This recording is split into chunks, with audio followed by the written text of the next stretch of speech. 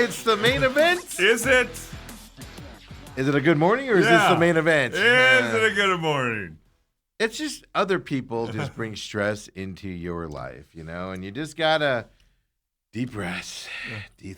I knew it was gonna be like this, so I should have just. You gotta be like the Hulk. I spent the day yesterday with Graham Tate and the Hulk, and things bounce off him, and just bing, bing, bing. Come on, Steve. Oh, it's bouncing off me. A couple of them have penetrated. Yeah. I'm your humble host, Stephen McCollum, and we got 17-year NFL veteran, 3-time Super Bowl champion for your Dallas Cowboys. Joins us on Thursdays for about 30 minutes before he heads off to do his hit over there with the boys at KUPD, and Uncle Lou comes in. But before Uncle Lou, we got a legend in our own rights here, folks. Besides me, Dale Hellestrae. Good morning, Stephen. Happy graduation Thursday. Yes, right? Can't wait for it to be over. This hasn't even started. I know, and I can't wait for it to be over. Oh, goodness. What a morning. Well, you got that. I'm getting text galore. My wife is staying with Scott and Hillary, helping with the kids. And with little baby, Avery. And all that. And our car place is like 2 minutes from Hillary and Scott's house. Where you drop your car off for a service, right? Yeah, okay. And she doesn't need her car because they have two cars and they only have really two drivers. And they're not going anywhere because they have a baby, right? Or not like everybody's leaving the house. No. Yeah. And so I said, hey, you do have to do this transmission flush. They need it for more than an hour and a half or so, which I just stay and hang out. Yeah. Just drop it off, and I've had 3 folks. So who do I talk to? Just walk in. I'm like, that's right. You've never taken your car in 38 years of marriage. You've never taken your car. She's like, what do I do? Yeah, it's like, who do I talk to? Do I have to sit in it the whole time while they work on it? I'm like, oh my goodness. So I just got an email saying same type of a thing. Yeah, it's been dropped off. I told her just send me a text, give me a thumbs up when everything goes good. I have not gotten that yet, but it's already been dropped off. So that's number one. Just getting it in the hands of the people. Yes. And then after that, it's just find your way home. Yes. Just go find your way back. Well, she's with Scott and Graham and Beckett taking them to school. So anyway, I've had a morning too. Welcome to the program, not everybody. As stressful as yours. Oh my goodness! It's just when you have the plans, you talk about it. You have the plans all just there. You finalize them 2-3 days ago. Yeah. And then this morning, it's like, crumble them up and just throw them away. And it's like, I thought we had this. We're sticking to the plan. That's pretty much what I was saying all morning. Everything's fine. We're fine. We got everything. Let's do it live. Yes. But this afternoon, right after I'm done here, got to get out of here and or execute the plan if it doesn't change. It's out of my hands now, Dale. That's all I'm going to say. For the next 2 hours, there's nothing I could do about anything that changes. There's nothing I could do about it. So why even stress about it? It's stressful. All of a sudden, Lou's talking by himself. So, Steve, what do you? Steve. You just hear me swear as I walk off. God, it's like, walk off screen. It's going to be a fun day. I told you to remind me. We can get back to that. I have it. I want to hear this betting story.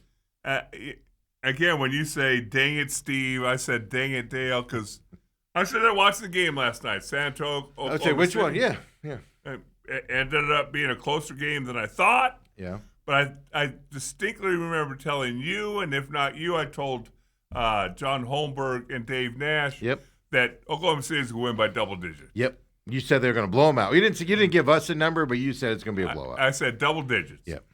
And I looked at the line. Oklahoma City 6.5. I said that's a gimme. Boom. Put $25 down on. You even went big numbers too, huh? 25. Put $25 down. Go to check my winnings last night after the game. Mm-hmm. A loss. I said a loss. It was 6.5 points. I clicked San Antonio. Yeah, so you went the wrong side. Yeah. I sit here and tell everybody, no, Oklahoma State's winning this game. There's no way that they're losing this game. The refs aren't going to let them. As soon as you started this story, I went, he put the money on San Antonio. I'll bet you. The refs aren't going to let them lose it. The NBA's not, and they're not going to lose it. Did you reach out to DraftKings on Twitter? I really meant to did click. You say, hey, I meant to do the Thunder. I meant to hit Oklahoma City. Hey, you can go back and listen to our program. Yeah, exactly. Yeah, I have it. I have 2 programs where I said it on the sports podcast and on the regular show as well. I said it. I have proof of it. Dale's throwing in audio clips into his email to the company to get the money back. Oh, is that infuriating when you do that? Oh, that's the first time that's ever happened to me. Oh, really? And I've done that a few times. I just remember looking at it going, you are such an idiot. Talking to myself, of course. Yeah, nobody else can call No, I can't blame anybody else. Nobody changed the plan on me. What a dummy. 122-113 winner. Winner for the Thunder. Somebody's a loser over there. Yeah. It was closer than I thought it would be last night. And I thought the refs were going to dominate that game. So look at the San NBA. Antonio kept hitting those threes in the fourth quarter. It's like, what? This is a series. Yes. This is going to be a series. I'm not saying the Thunder aren't going to win in 6 maybe or something and kind of break this open, but the individual games are going to be a series. Here's the problem, though.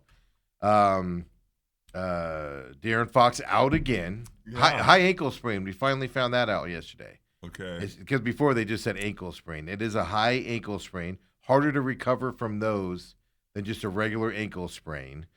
So what is his status coming up for the rest of it? They need him because now they lose Harper with the hamstring. Yeah. Or quad or something. Yeah, Did they say hamstring? I think it was officially a hamstring. Oh, was it? Okay. That's what I think I officially read. Yeah. So that bothered me a little bit. Well, quad or hamstring doesn't matter. Well, he was holding his quad. Yeah. But I'll look it up real quick. But I mean, the problem San Antonio's got now is just they're getting injured, and they don't have the depth that the Thunder have. But the Thunder lost Jalen Williams. I know. Well, that hamstring again. So. Yeah, but that's my point, though. Next man up for the Thunder probably is able to step in and play in the same position. San Antonio, you get down 2-3 guys, you're getting in that bench. Right. That's not as good as the Thunder. So, that hamstring on Williams, man, that thing is. Well, it kind of seems like it's like the kid with the Suns. Yeah, the Suns just in and out. And that sucks, too, because I'm really rooting for him. Yeah. Williams, man. What school did he go to down there? Perry? Bachelor? No, Perry. No, Perry. He went to Perry. Yeah. Yeah, and everything. So, rooting for that kid, man. Get healthy, dude. Get healthy. But, I mean, this is a series. This is going to be a fun series as well. Jalen Williams suffered an MRI after he left yesterday. I mean, that did not look good. And second injury to it on top of it. The second one is always worse than the first one, in my opinion. Maybe not the injury, but the recovery side of it. You're going to baby it more. Well, he's definitely out this series, and again for the final. Does he come back? Is he 50%? Is he? Because now you're guarded. Happens the second time. Yeah, that's what I'm saying. You're the not injury exploding. The injuries might not be worse, but mentally, yes, the way you're going to play on it. We saw that with holy cow! What's the Suns guy's name? We did Suns Green. Guy. Jalen Green. Jalen Green. Yeah. Remember that when he came back and then he would start limping, and then after the game they'd be like, "There's nothing wrong with him. It's in his mind." Mm-hmm. You're gonna start getting into that side of it, but just the depth of the Thunder is ridiculous. Yes. But the fact that the Spurs were able to stay into that game on the road tells me they're winning. They're definitely winning one of these games in San Antonio. There's no doubt about that. And again, everything was set up for. You see it so often that if the road team wins the first game, they want to split. Yeah, get blown. So they come out not as intense and not ready to go, and the home team's desperate. And San Antonio still hung in there. So. But here's the other side of it. San Antonio's young.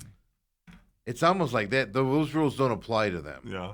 It's more like we're just going to go out and play basketball. Whatever happens, happens.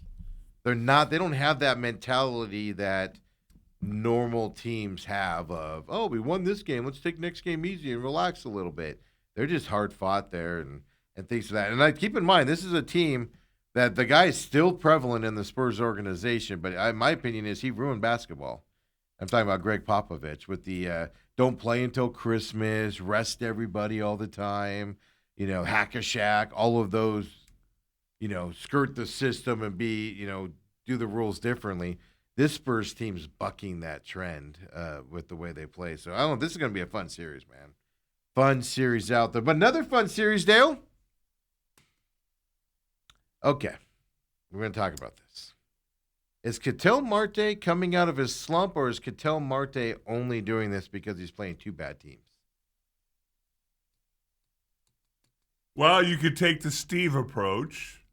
Or you could take the Dale approach. And come up with that question? Yes. You just can't. I'm watching the game yesterday. It was a day game. Obviously we saw the game winning home the night before. And just in the back of my mind, I can't stop thinking of, great, you're doing this against the Rockies and the Giants. Well, fantastic. Don't get me wrong. It's fantastic. But where were you against these other big teams? You disappeared for them, and now you're coming up? Now does this prevail them up? I don't know. Well, I tell you what, get a sweep. Again, how often do you talk about beating the teams that you're supposed to beat? It's very hard to sweep teams in the league. Yes. I don't care how bad you are, but to actually pull through. And Ketel Marte, obviously the game winner the night before, and then comes out, hits another home run. Yeah, well, and then a double. And then the stinking bunt, understanding where they were and all that. Because he keeps saying he can't run because his hamstrings are too tight. They don't want him to pull a hamstring. And then he's bunting and running it out. Well, do you want him to pull a hamstring?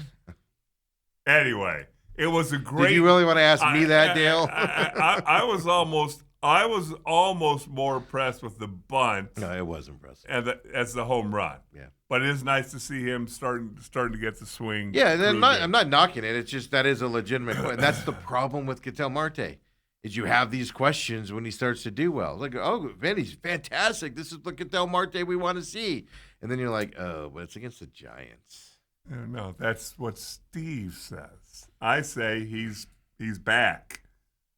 Now, if they can get Perdomo going at the same time. Yeah. Remember, Steve, what we talked about before the season started.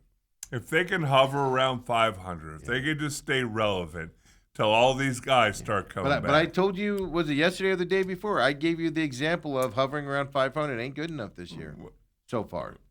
Until you get these guys back. I know. Well, guess what? Now they're on a 4-game win streak. They can't be beaten, Steve. Yeah, they're going against the Rockies. And hey, beat them. They count, don't they? I'm not saying they don't count. Or do they get .25 wins against losing teams? Nope, it's fantastic. It's fantastic. It's fantastic. I love what they're doing, but it's against the Rockies and the Giants. You can't. You can't help yourself. Whatever. When you played for the Cowboys and you were going up against the Arizona Cardinals, they'd won 2 games. You guys would come and be like, "Oh, it's the Cardinals. Who cares?" And then the Cardinals would play the hardest they played all year against you. They beat the crap out of us. Yeah, and you guys were like, "What the heck was that? This isn't the team we've been watching all year on film and everything like that." We studied them for a week and. That guy didn't lift his hand off the ground at all. And this time he's firing off like a missile and everything and disrupting our running game back there. And Emmett's getting hit like he's never been getting hit before from that defensive line and stuff to that. And then the next week, the Cardinals go back to being the Cardinals again. It's the same concept. It's just, is it there or is he snapping out of it? If he's done, I'll put it this way. If he keeps this going against these teams, which he should, and it doesn't keep going against the good teams, it's going to answer that question by itself.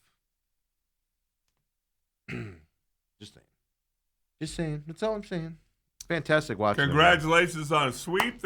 I think their first sweep of the year. Is it their first? Did they sweep early in the season? They've been swept twice. Season opening series against the Dodgers. Yes. I think the Cubs got them. The Cubs got them. No, but I'm talking about. I thought they. I could be wrong. The season. I don't think so. Season's been a long time right now, but I thought maybe they swept somebody early in the season. They've won a bunch of series. Did they sweep the Phillies? Did they sweep the Phillies? I don't know. I'm not gonna guess. I'm saying no. But if they have, if it's not, it's their first one. They only have one or two, if that is the case, from that side. No, it's fantastic. Here's the other good news for the Diamondbacks. AJ Puck's going to be back faster than you think he's going to be. Unlike Burns, that we're looking at middle of July, end of July with him coming. Martinez, same time frame. AJ Puck threw 20 pitches yesterday to live hitters. They say his velocity was in the mid-90s. You still got to get stretched out, and a bunch of stuff has to be done to get that velocity up. They say his next steps are to continue creating some live situations. He's scheduled to throw in a game on Saturday at Salt River Fields and stuff to that effect. So he's going to be back sooner than you think. He's probably going to be the first one back, if I had to guess. And obviously that's good news. Help that bullpen out. Quite frankly, that bullpen right now doesn't need help. Isn't it amazing they have this stretch of games where there's no off days? And the concern going in was, boy, we can't wear down the bullpen. Oh my God, that's why they're pitching McCann. We don't want to wear the arms of the bullpen for without having a day off for a week. And now you're sitting there going, well, they're not getting any work. I know, and the bullpen was weakened when McCann went on the IL, and now you might get some help back. Wow. Might get some help back. You're ridiculous. And how about your boy, our closer, all-star closer? I was waiting for that. Huh? I was waiting for that today. Yeah. The thing that I liked what I'm seeing from this Diamondbacks team now against the Rockies and the Giants here, so last 4 games, the 4-game winning streak. Thing I like the most is they have had to come back in these games. Yes. Win them late. That's the D-backs team we expect to see, and they lost that for a while. And now we're seeing it again. I like that aspect of it. They're just never out of it. Normally I would have turned that game off. Like the other night, I went to bed because they were down and could tell Marte hits the home run and wins it. I don't know it till I wake up the next morning. Yesterday, I was like, I'm watching this till the end. Because this team, they had, Marte did the run to come back and pass them and stuff like that. And it's just so much fun to watch when this team, when they compete like this, and we're seeing that team again. That's what I like the most. That there's a fight till the end again. And it doesn't feel all lackadaisical and things to that effect also. But Dale, the big question here. I can't wait for this one. So AJ Puck. Corbin Carroll misses yesterday's game. I get it. A lot of guys will have Wednesdays off, day games after a night game, getaway game, especially after you've won the first 2. A lot of veterans will get that day off. I get it. But Corbin Carroll wasn't in the lineup yesterday. Took that ball to the head in the first inning. Played the rest of the game, so for some reason he has to, next day take off, right? Wasn't Corbin Carroll's decision. Torey Lovello said before the game, Corbin could play yesterday and everything, but Torey wanted to give him a day off anyway, and today made the most sense to him. No symptoms, feels good. I understand he just needs a day off. To me, though, you put him out there yesterday. You show the world how tough this team is. You go up there and you go, I'll take a throw from the shortstop beeline with momentum from the center fielder.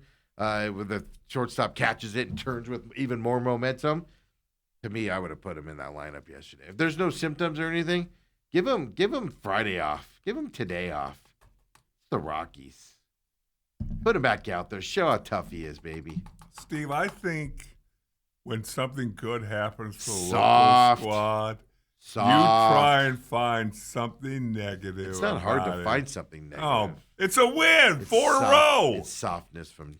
But it would have sent a bigger message. We're not a soft team. Nobody cares. Come on. We all care that the Diamondbacks are soft. I tell you what, the Dodgers... The wind's at my back. Yes, they have the day off. The Dodgers are not looking and go, oh, my gosh, they played Corbin Carroll the day after that? That's so tough. Make no mistake. It's not for the other teams. It's for the fan base. No. Don't show us you're soft. No. Don't do it. Show us some toughness. Congratulations, Diamondbacks. No matter what Steve says, we are not going to look at the negative part of this. Throw up the NL West standings there for us, Kobe, if you will.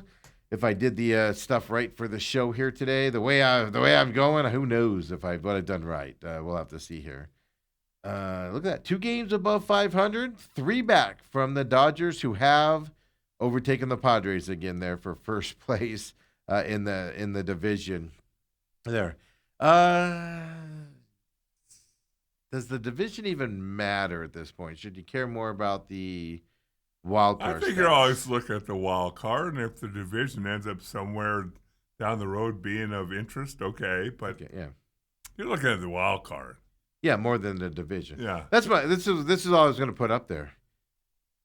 I've always said they're not winning the division. That's the Dodgers' job to win it, etc. But all year long I've been like, they can compete for second. Can they compete for? This is the question I got today.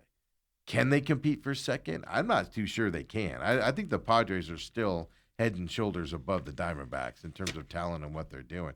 So we're paying for the wild card here, right? Which we always were because you can't win the division. But we're paying for a wild card spot here moving forward. Like, does anybody have hopes this team can strike up and win this division? This is a serious Diamondback question. Does anybody, diehard Diamondbacks fans, do you have any thought of the Diamondbacks possibly competing to win this division? Because I don't. I just think they're a 500 team. They're going to be competing for that last wild card spot. I don't know. Just wanted to point that out there. It's very similar to the Cardinals is what I'm getting at here. No matter what team you put together, you're just going to end up third or fourth in your division. The Cardinals case fourth all the time. Wow. Boy, you know what? You got off to a disappointing. bad start this morning. Disappointing. It's graduation day. Hey, now you're going that the Diamondbacks are being compared to the moribund Cardinals. You know, the funny thing is, I did the business show this morning more positive because yesterday was a negative day. So I did it more positive this morning, and then boom, right back to negativity here on the main event. But this is fantastic. The Diamondbacks are fun to watch. Yes, they are. In my mind, they're what we expect them to be. But in the back of my mind, you're paying some really bad teams right now. So it's good to see that they're doing it now because maybe this wakes them up and projects them into something. Fantastic. 3 against Colorado starting today, 6:40 p.m. They're in downtown Phoenix, 6:40 today, 6:40 tomorrow, 7:10. Wait, what is today? Today's Thursday? Yeah. It's graduation day, Steve. So 6:40 tonight, 6:40 Friday, 7:10 on Saturday, 1:10 on Sunday. You can see, and because it's a holiday weekend. And then you've got, of course, Giants here for, and you're at the Giants for actually Memorial Day coming up. But no Memorial Day game. Good. So the Diamondbacks won't. They did this last year, I think, too. But the Diamondbacks won't screw up the influx of teams on a holiday, fans on a holiday, and screw up the food service and the getting in and all of that. So, wow.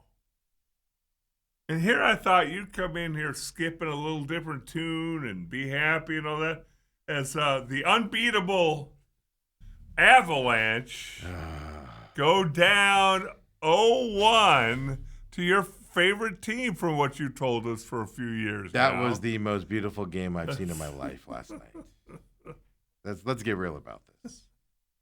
It was beautiful. I was talking to a couple listeners, and I were chatting back and forth yesterday in the afternoon, and they were asking like my opinion, like in-depth opinion and stuff like that. And I said, I think the Knights take game one. I think they're going to lose this series, but I think they take game one. And I even said, I go, there's going to be a couple games where the Knights are going to get blown out by like 3-4 goals or something and look like garbage. Just the way the Knights play with their age and experience or whatever. But, man, I'll get behind this bandwagon all day long if they play like they did last night. But, again, the question becomes, did the layoff of the Colorado, which was a few days longer, did that affect them when the Knights were fresher because they obviously had to play the Ducks? And now they both had multiple days off.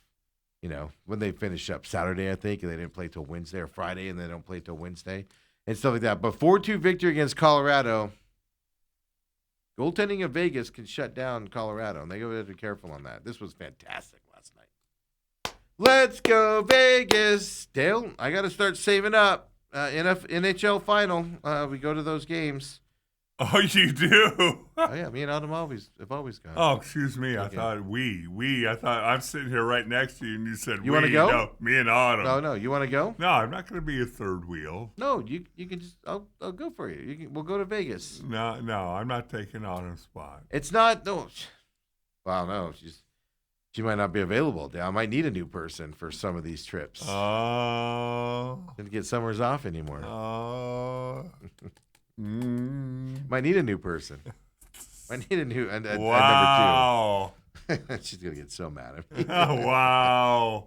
We're gonna start saving up for NHL final tickets. We always drive up there for one game.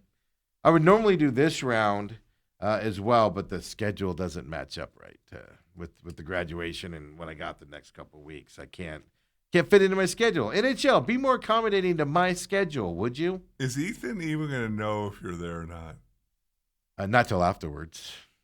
Yeah, you don't see him once he gets dropped off. They You funnel don't off. wave? They funnel off to Hillary Kendall always waved to us. How do you find him? You text him. He's going to have his phone. Hey, look up to your right. Your daddy's here. This is the fullest this basketball stadium's looked in Since years. Arizona was here.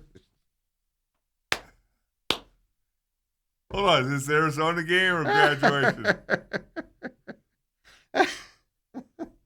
And Steve, before I go, I got one more question to ask I gotta you. get these stupid digs in. I gotta get one more question to you. You drive on the 202 sometimes. Yeah. You I switch drive it up. I-10. You drive freeways. Yes. What's the fastest you've ever driven on a freeway?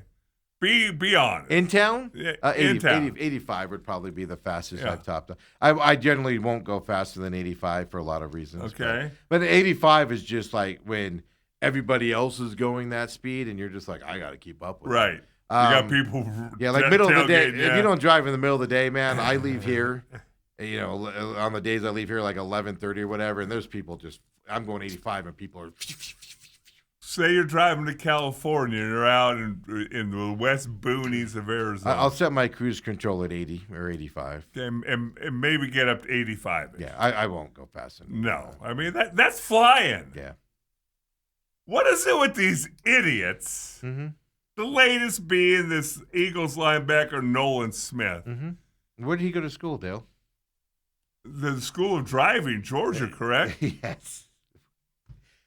135 miles an hour again. Yeah, well, it's like Hollywood Brown when he did it here, and I'm just like, I don't get it. What? Man. Yeah, I don't get it.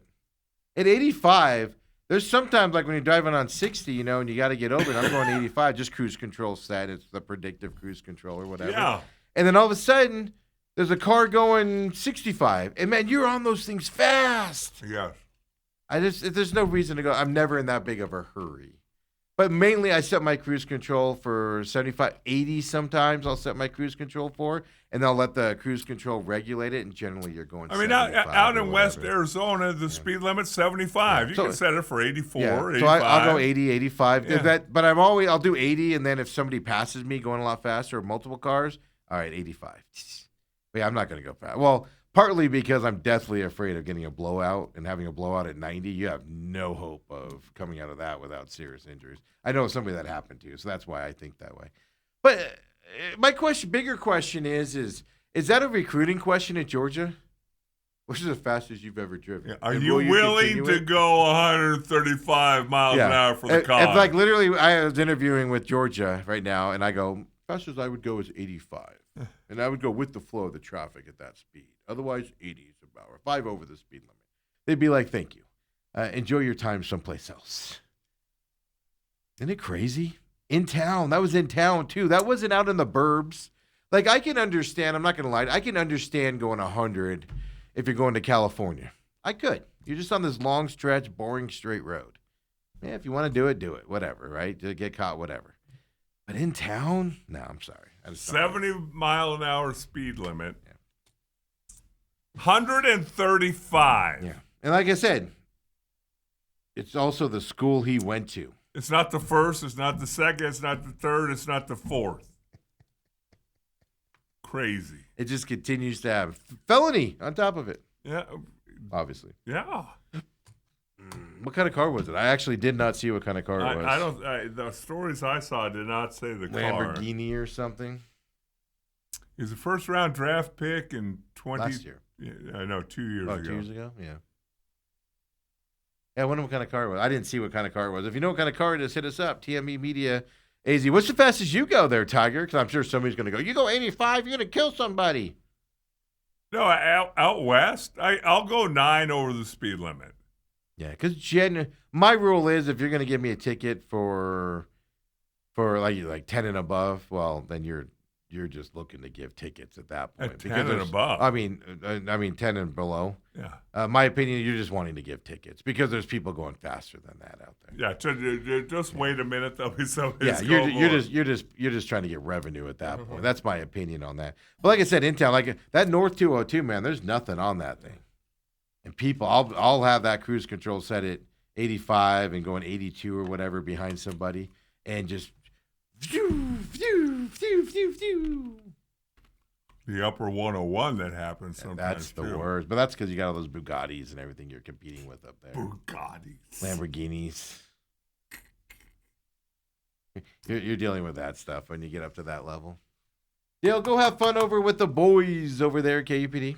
All right. Well, I know that you're excited because Lou comes in and they'll carry you the rest of the way after this next little bit.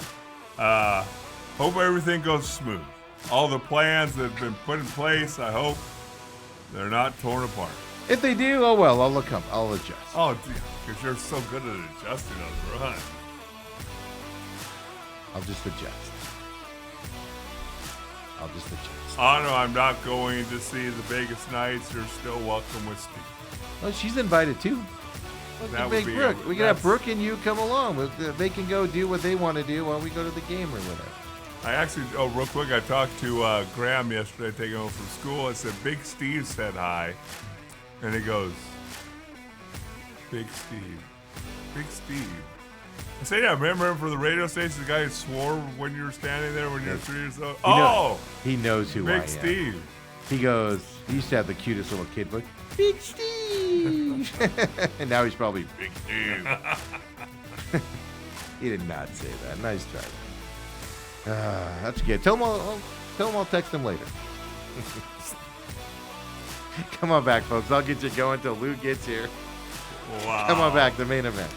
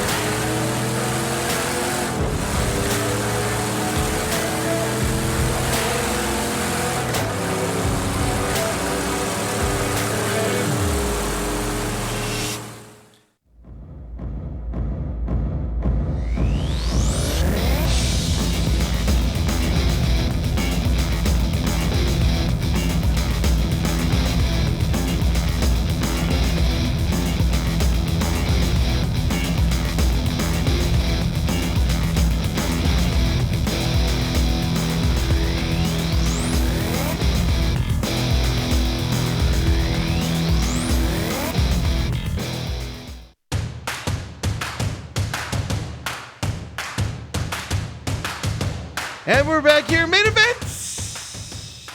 Dale's going over for his hit at KUPD. Don't listen to that garbage. Just kidding. Check out their podcast later on and listen to them. I better get a shout out today. That's all I'm going to say. Just kidding. Holmberg the other day was when he was in here because we produce here at TME Media their sports podcast. And I did have my glasses on when they got done recording that and everything. And I was talking to him. It was like my dad, man. He's all like, "Where's your glasses? Why don't you have your glasses on? Your glasses here?" I was like, "All right, Dad, settle down." So we're old Dobson buddies, I guess, here moving forward. But of course, we've already hit on a lot of the subjects out there. If you didn't see it there at the beginning, go back and watch it. We kind of did a round robin there with the short time we got Dale today. He'll be back tomorrow, of course, for the show. Lou's coming up here at the top of the hour, 9 o'clock as well. But we talked about NBA basketball. I think this is going to be a fantastic series. So does Dale. We talked about it. Spurs Thunder. They're going to at least split the series when they go back to San Antonio. I firmly believe that. We're going to have a 2-2 series, best 2 out of 3 to win it and move on to the NBA Finals as well. I'm not sold on that level. I know Dale is on the Cavaliers and Knicks. We find out tonight if the Cavaliers can rebound. I think two things. I think, one, a devastating come-from-behind 22-point.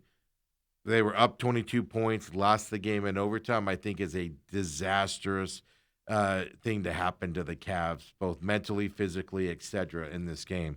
So I want to see their rebound tonight before they go. I won't be surprised if the Knicks win tonight. I'm going to say the Knicks are going to win tonight at home. And all they're doing is winning at home. And the Cavs will have to go back, of course, and win there.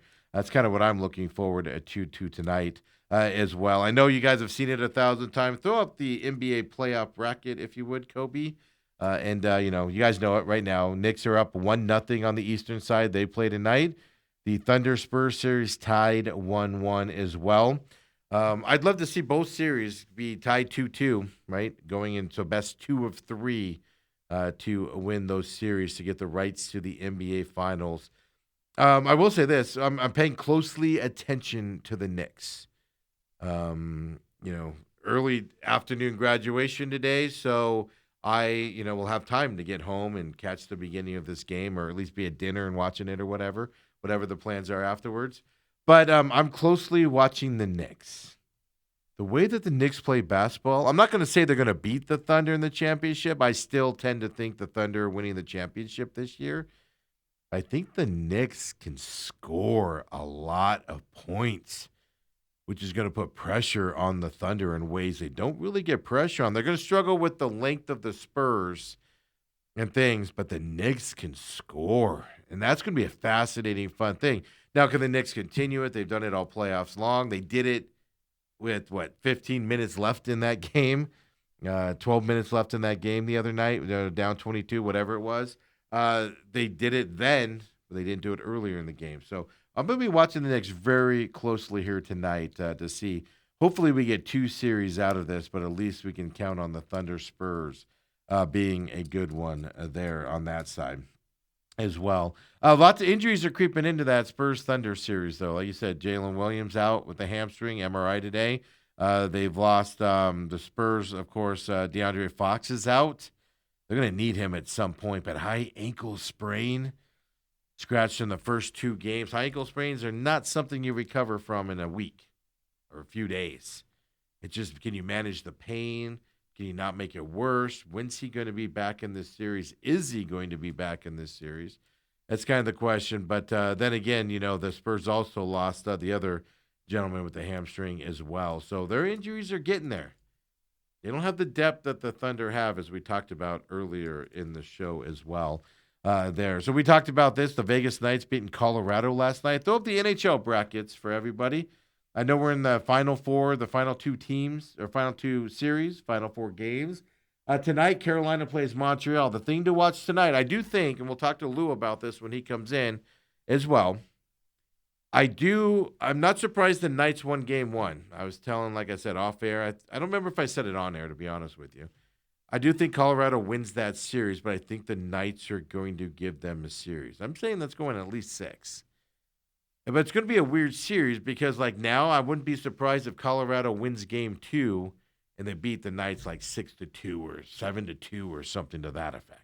The Knights are going to get blown out in a couple of these games in this series and blown out standards. One, that's what Colorado does. That's also what the Knights will do in a series. We saw that with Anaheim. And we saw that even against Utah in that series. So I do expect that to happen a couple times.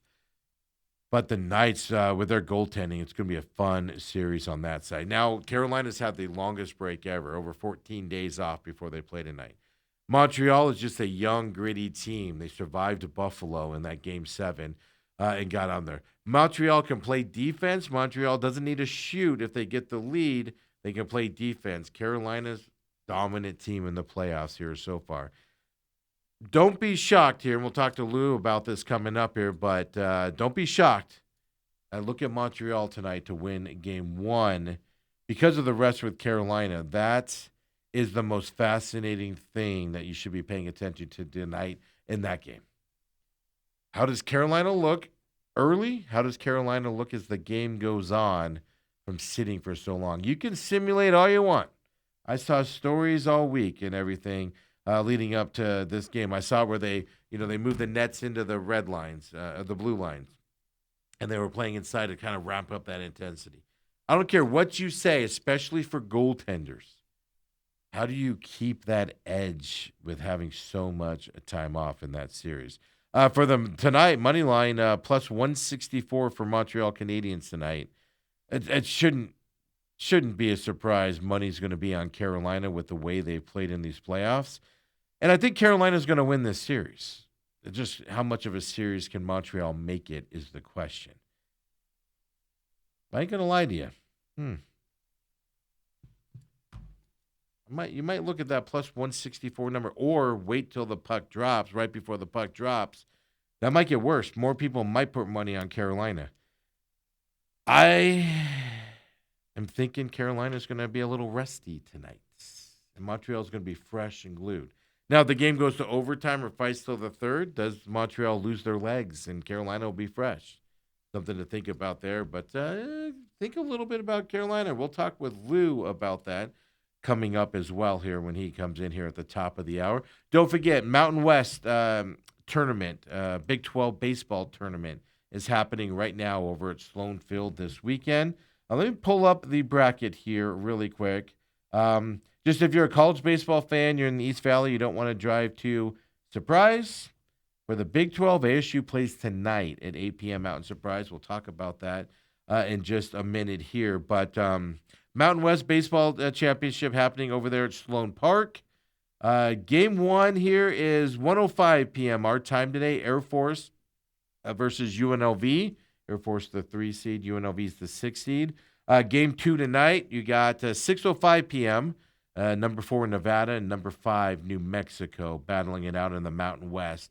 Again, if you just want to see some high-level college baseball, Sloan Park over there in Mesa, 202-101, where the Cubs play their spring training games out there as well. San Diego State's the 1 seed. Washington State's the 2 seed. They're sitting there waiting for the winner of the games today. They play tomorrow. Same time frame, 1:05 and 6:05 tomorrow. Then Saturday, you'll have 3 games. 9:05 a.m., you'll have the non-advancing teams battling it out there in that 9:05 a.m. And then Game 6, 1:05 and 6:05 on Saturday as well. So just be aware of that. And then the championship would be on Sunday, 12:05. And if necessary, 3:05 on Sunday as well if somebody has to win twice is what we're getting at there. So Mountain West happening over there if you just want to see some competitive college baseball. I know the Diamondbacks are in town against Colorado.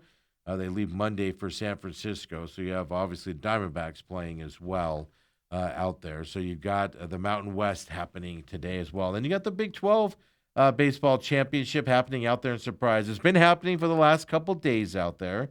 But ASU gets underway tonight. 8 p.m. is when I believe it is happening.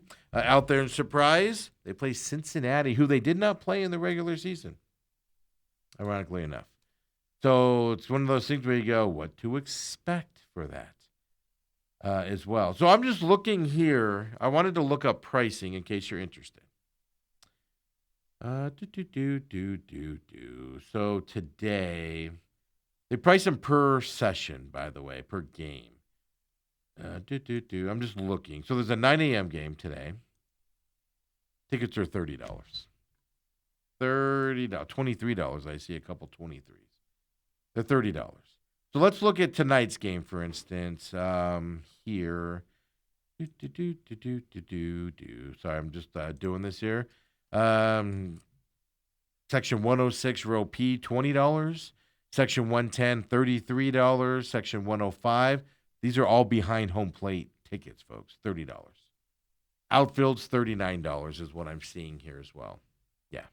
So you can sit behind home plate in the outfield there and watch your Arizona State baseball team play Cincinnati tonight if you'd like. Some of the tickets do get into the $50, $51, $59 range as well, like around the dugouts. But there you go. It's an affordable game, whether it be in Surprise or out in Sloan Park there as well for today for the Big 12 tournament. It's been going on for a couple of days, but ASU plays tonight as well here coming up. Let me get you the schedule here. Give me a second to get through all this ticketing stuff I just pulled up, and it's just everywhere out there. Sheesh, that was a lot of pop-up ads that happened there as well. So Kansas is the 1 seed, West Virginia is the 2 seed, Arizona State baseball is the 3 seed. Arizona not playing in this tournament, did not qualify for the Big 12 tournament. With their schedule or their winning this year as well. So today you've got UCF, Oklahoma State, 9 a.m. here. All these games, by the way, ESPNU is where you can find them, if not on that ESPN app there for you. So 9 o'clock, UCF, this is the 4 seed, Oklahoma State, the 5 seed. They've advanced over the to play in this today, 9 a.m. Excuse me, I trip over my words. Kansas plays Baylor. Here coming up, Baylor beat BYU 13-9 yesterday, so Baylor gets the benefit of playing Kansas. That's 12:30 out here in Phoenix time. First pitch. Then West Virginia plays Kansas State. Kansas State beat TCU. The 11 seed beat the 7 seed yesterday. Kansas State did beat TCU.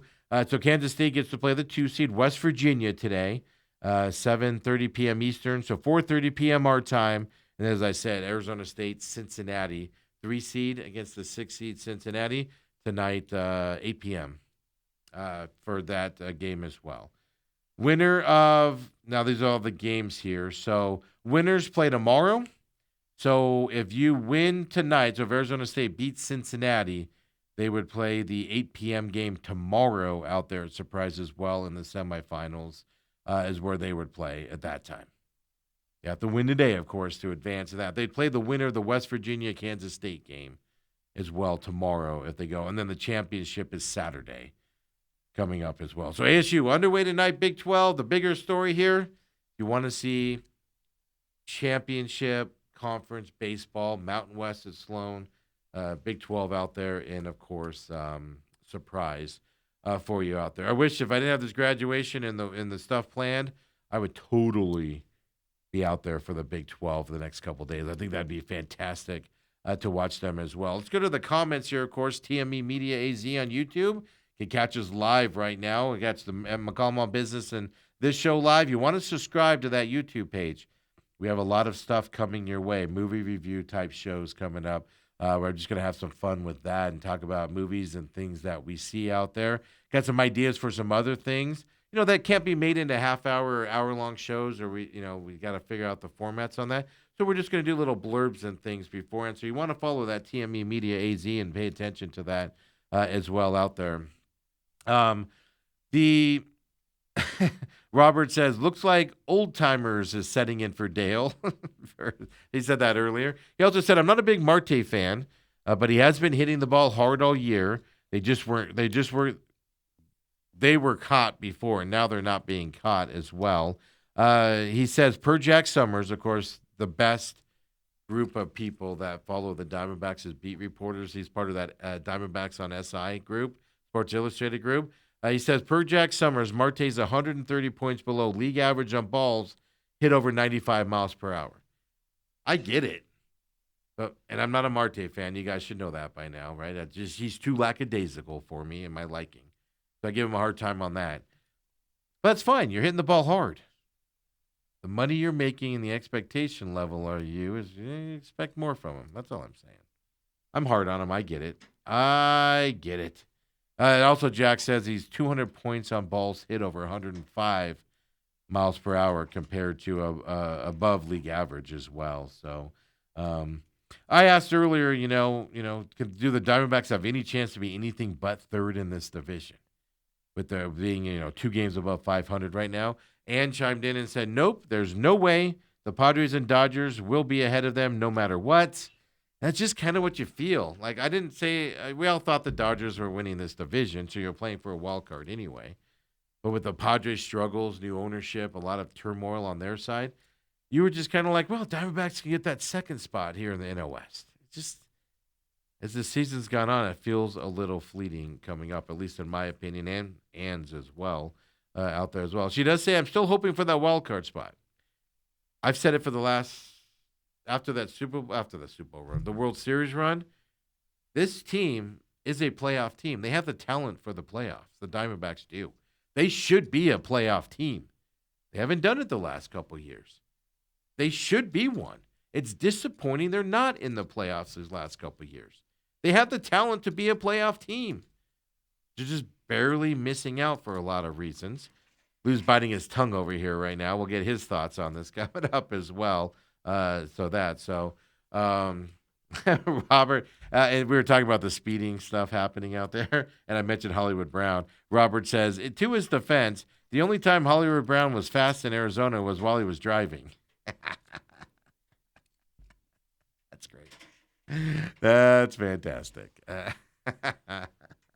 Papa Mike says, if the Thunder make it to the Knicks, their defense and ability to steal the ball should slow down the Knicks scoring. Well, you would think so, right? But this Knicks team is just defying. I don't even know what word to use there. They're just, man, they could score a will when they want to, and they showed that coming back from 22 down late in that fourth quarter than game one there. I still think the Thunder will win it, but I'm paying attention to the Knicks with the way they can score out there. And Brunson, doesn't matter how you got him. Now, he had Harden on him.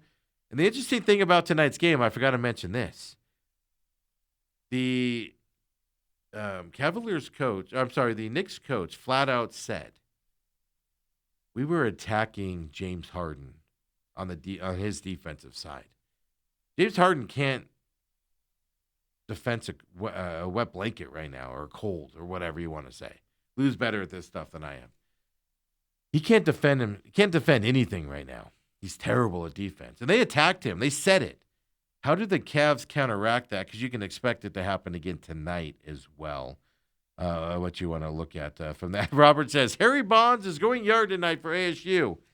Yeah, they have a prolific home run hitter there at ASU as they get underway with Cincinnati tonight out there in surprise as well coming up tonight. Couple quick NFL stuff out there for you. I found two things interesting around the NFL and the national stories.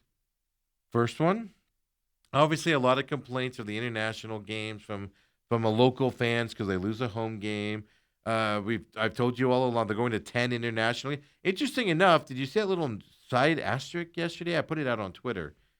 The NFL announced they're approved 10 international games. That doesn't include the Jaguars game at Wembley. That's a standalone game. The Jaguars want to be over there. So you're actually going to have 11 international games. You could have up to 11 international games with Wembley not counting for the Jaguars as an international game. So they snuck an extra one in there on us in the fine print underneath it. But interesting thing here, and I told you they're going to an 18-game schedule, and they're going to an 18-game schedule because every team, that 18th game is going to be an international.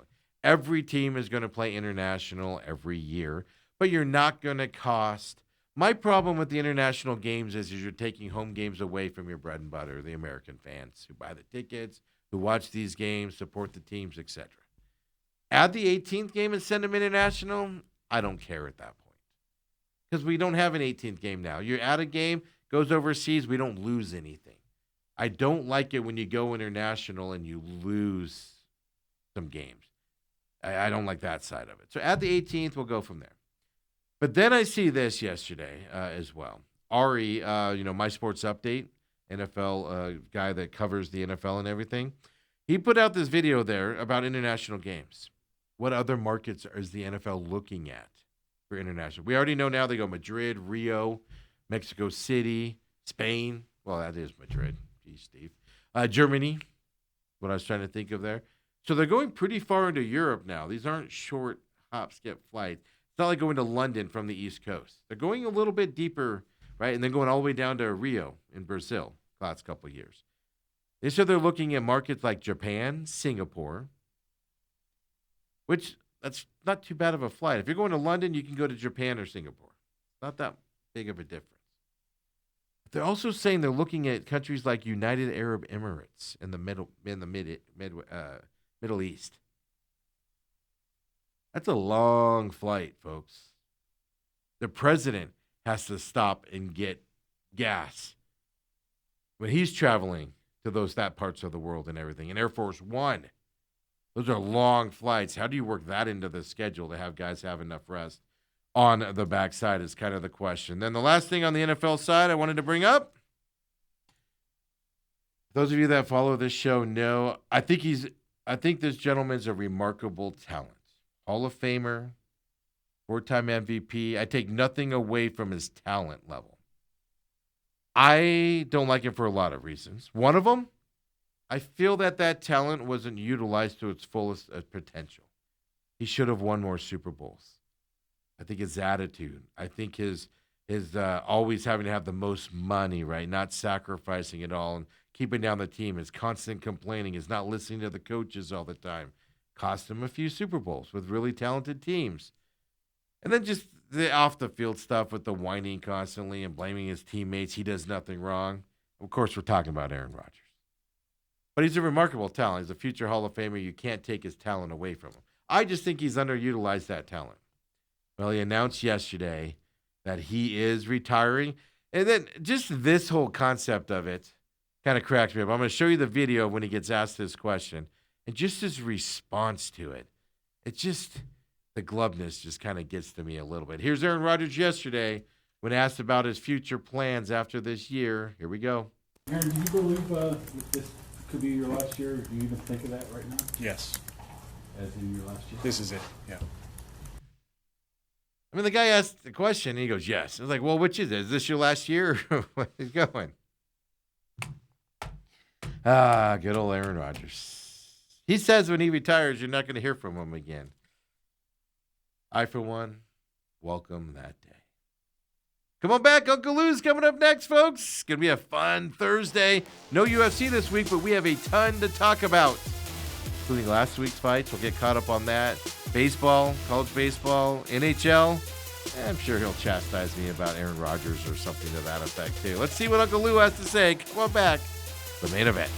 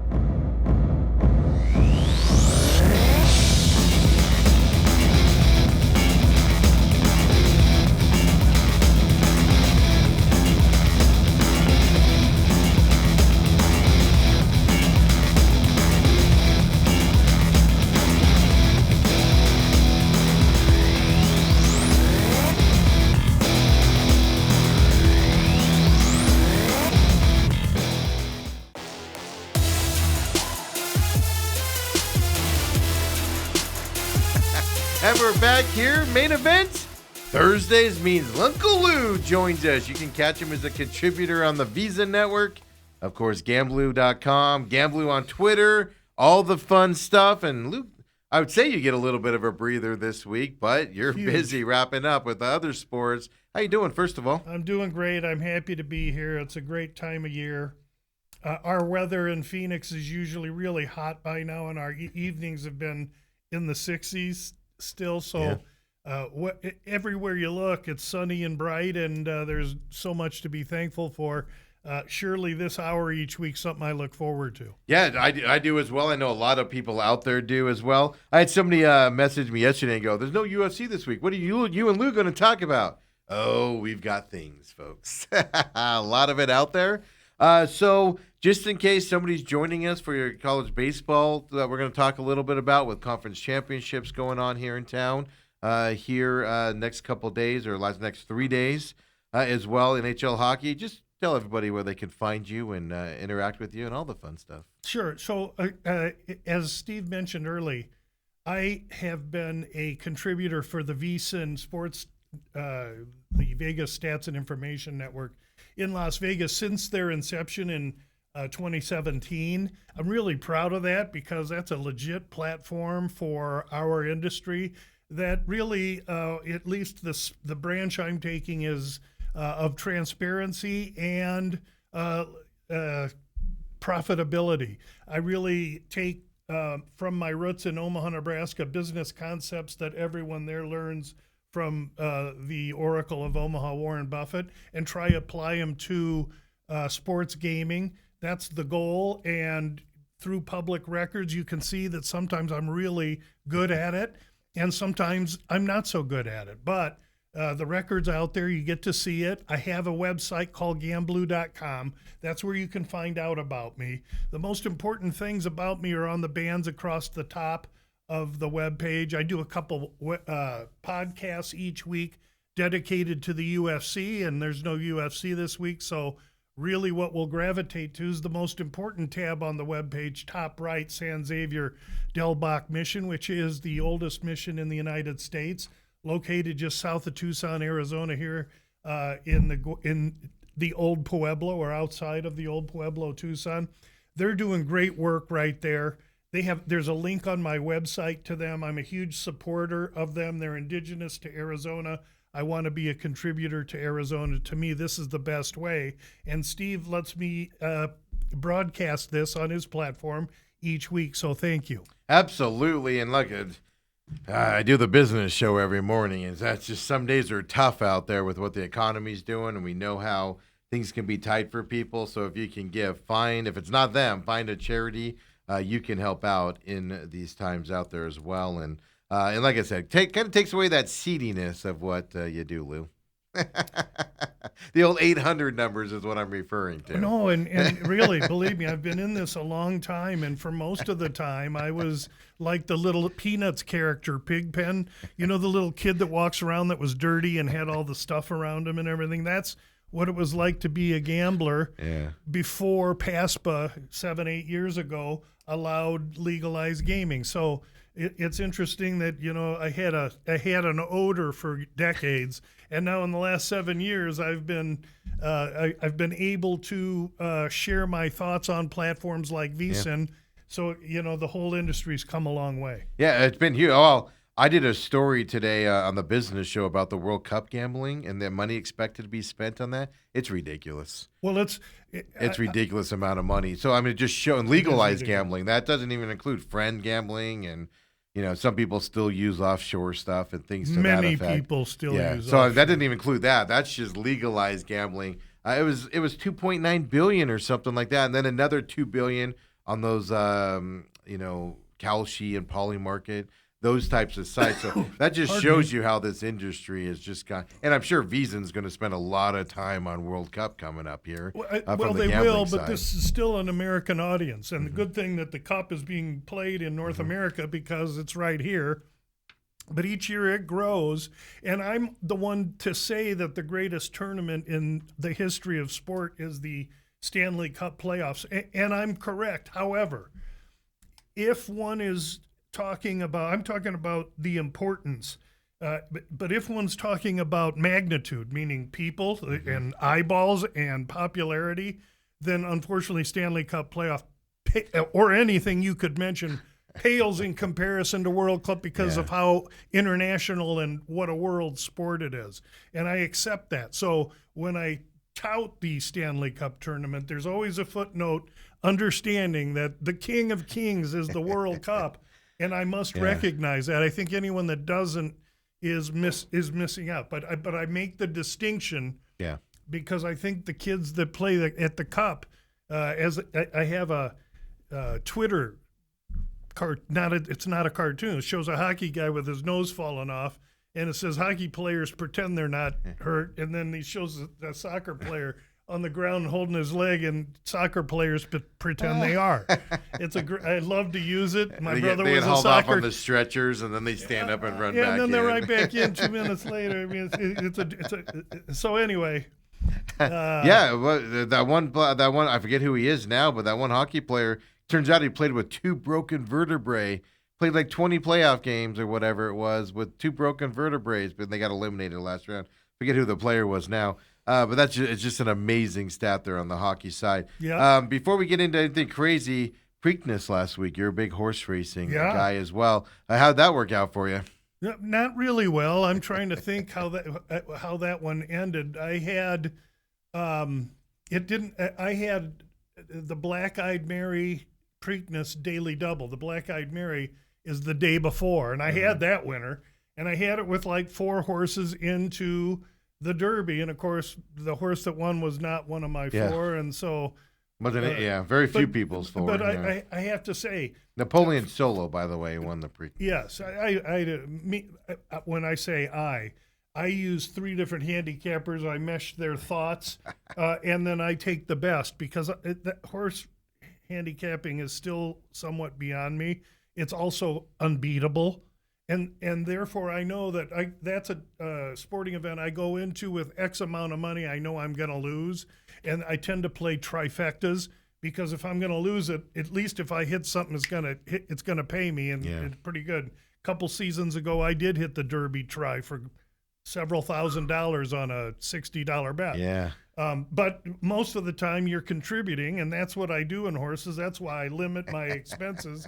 Have fun. You watch it for a minute, and then you're on to the next fight. The thing that I find interesting, Kentucky Derby, the horse that won it, were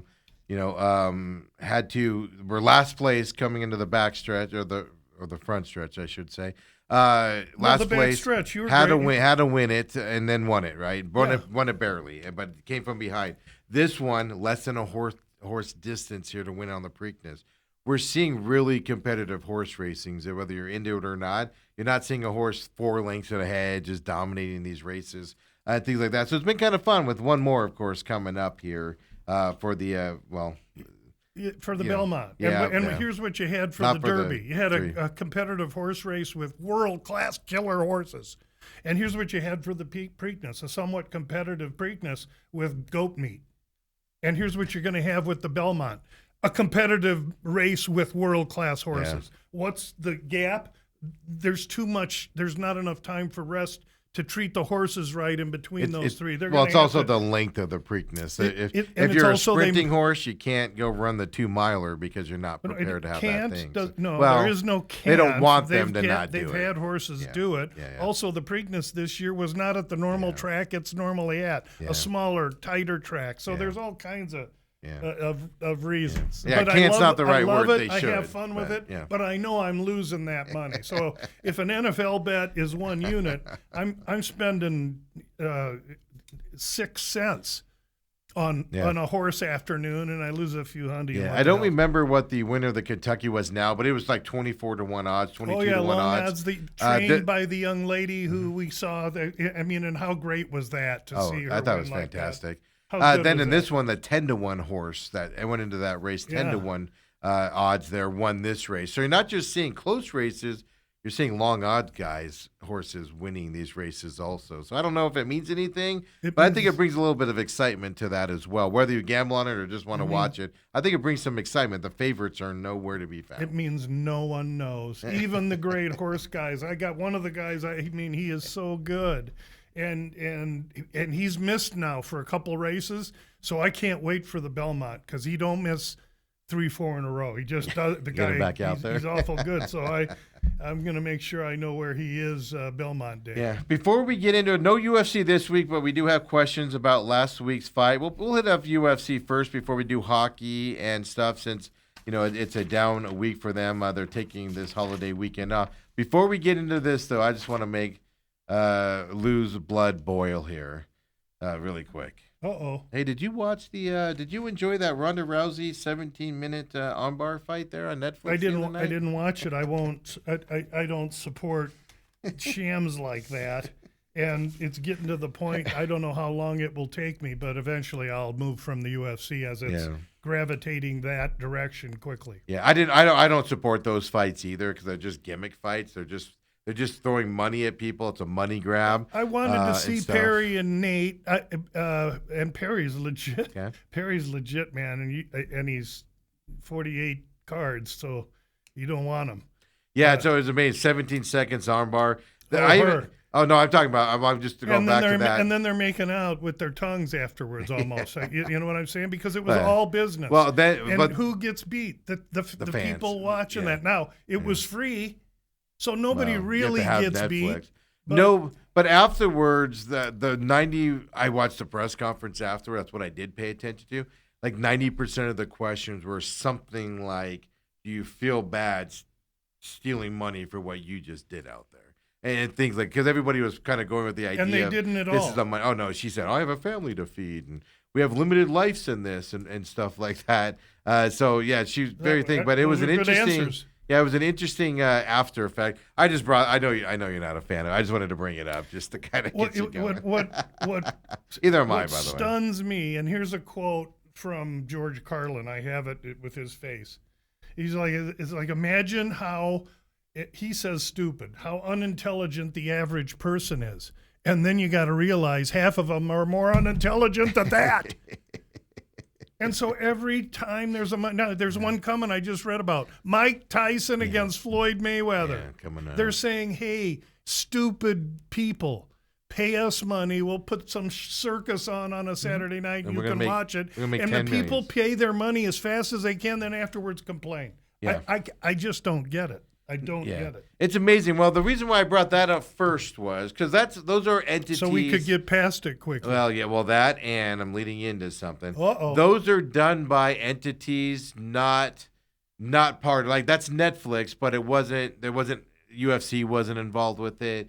A major boxing organization wasn't involved with it. Yeah, no, it was was MVP. Yeah. So I mean, big company, but not like a a standalone. company trying to get bigger quick, Yeah, and Rousey's yeah. out there panning to Exactly. be the Dana White. So Exactly. so who knows what'll happen? But then you got announced over the weekend, Conor McGregor is coming back to the UFC. Yeah. From that perspective, I know it's your blog entry this week. Yes, it that's why I got a is. glimpse of it there. But I even put out after I saw that commercial in the fight on Saturday night. I put out there and I go, is he going to make it to that fight? Is he going to show up in it? I have doubts that he wants to fight and things to that effect. Something might happen leading up to it when he's got to back out, meaning he might go crazy or something. But just really quick, your thoughts on Conor McGregor coming back to the UFC ring? They're all in the blog, and I mean, basically, his history tells me that you can't trust that the fight will go down. If it does go down, what happens at the last minute? His competitive advantage would be to say, I don't know, at the last minute I can't make 170. Now we got to fight at 175, 178, and here's Max, a 145er, now beating ass at 155, but now he's going to 170. Yeah, now he's gotta and get at the it last bigger. minute he has to be a company man and shuffle off. I don't trust Conor. If you look at the blog, it lists the reasons why I don't, and it's basically been his public record over the course of the last 5 years that he hasn't been fighting tells me that not only has he been away from the cage, but he's been away from training in the cage. Everything. And they're going to feed him Max. And Max has earned this by being such a company man. Yet, at the same time, I don't know what the contract reads, but my suspicion is that this fight has very minimal chance of going off when scheduled at 170. That would be my public position. Okay. Now, if I'm wrong and both make weight at 170, at that point in time, I would probably choose to get involved. But that's a big move up from a 145 fighter to a 170 guy. Well, the he's guy a that can 155er in his last few fights in the BMF fights, and when he fought at 55, he weighed 168. Because 170. Conor's a big dude. Like people don't realize that he's Oh, not he's a walking around flyweight 210. out there. Yeah. He's got a bottle of proper number 12 in one hand. Well, he bag sold of that, blow so in the other. I don't know if he still carries that around with him. But yeah. But no, I just your thoughts on that because I saw that and I was just kind of like, don't get me wrong, it's going to have huge eyeballs on it and stuff like that if it goes off. But I kind of was like, really, UFC? You're going gimmicky from a now betting too? perspective, you'd have to. I think Connor's like a plus 250 or plus 300 if you want to go somewhere to try and bet that. And I would tell you that if the fight were to, in fact, go off, the rats that'll be betting the Irishman will be coming in so bad that he could be pick'em by the time that, or minus 140 by the time that goes off. So to get him plus 300 now, put that in your pocket and wait to bet into that fight might be something that is worth considering. Yeah, all right. So that's the only reason I brought up the Ronda Rousey was to lead into. Just my initial thought was, man, UFC's going for eyeballs, which I get the Freedom 250 fight is all for eyeballs. I think the Freedom 250 tarnish prompted him to step it up and get Connor and Max signed. Really? That's my thoughts. Okay, yeah, because that's the thing, because, it just, I don't know, it just seems a little gimmicky. It's like we don't need to be gimmicky here going forward, but I understand it's about eyeballs and things to that effect. That 250 card's getting interesting. That's going to be fun to talk about when we get to that coming up. No doubt about it. You got personality. When you open up with Diego Lopez in that opening Stevie fight Garcia. there, and that's your opening fight. Holy moly! I mean, that's a barn burner for a main event, let alone opening. That's fight. the thing. That's the opening fight. Yeah, it's that would be a great. In just about a one. year and a half, we've really converted Steve into a refined UFC fan who knows a good fight when he sees one announced. Oh yeah, no, I see him now, and I even see that one there jumps out, don't it? Yeah, well, it does. Even people like me that aren't into this, I saw that and I was like, woo, let's go. That's going to be fun. Whereas then you got the Meta Apex fights like the one last week where I'm still like, I don't know. On this side of things, you mentioned a couple of fights last week. The Cody Brundage. And he won for us. How about that? I know. Second round, 44 seconds. KO, TKO. I like Cody Brundage in that fight. Petrosky, of course, the got other all gentleman there. swole up and slowed down, and Brundage got him. Because I don't remember what you said about it, but I saw a lot of people saying Petrosky just being bigger, stronger going into this fight. And Brundage really showed up in this. Does it change your opinion at all on Brundage moving forward? No, I had that one pegged. Yeah.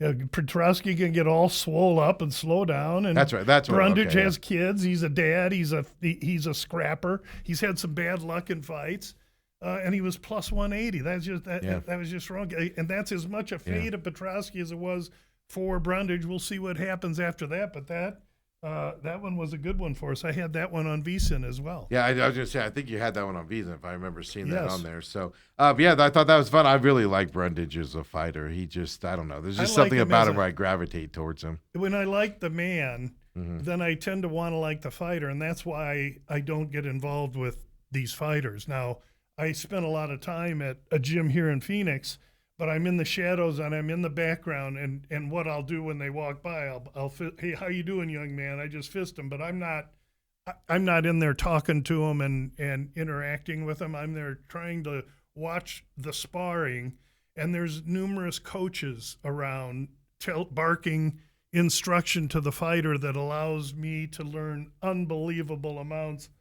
One of the original lab members, Yadi Meza, has a young man, great guy, friend of the lab. He's a founder of the lab, basically, but he's got these kids, and one of them is this 20-year-old razor blade training there, and that's another reason I go there, because I see this kid coming up here, and he is half razor blade, half bad intention, world-class wrestler, in the business, meaning growing up with a dad in the game. Holy moly, is this kid gonna be special? And I mean, I got excited. They had him in there working against a couple of kids, and it was it's great to learn and check all that out. And it's rare, as I said last week, for me to have a pick on an undercard anymore, because we're getting such a level of talent that I don't know them all the time, and I don't mind admitting that. I have a database that's 750 people long, and 650 of them I know well. But the last 100 that should be cut, sometimes they're new, or if they're fighting a contender person, those are watch fights. So anyway, Brundage was a good one. A lot of favorites winning over the weekend. 9-4. But when we get into the main cards here, Malcolm Wellmaker was a favorite going into that fight against Juan Diaz. Second round submission.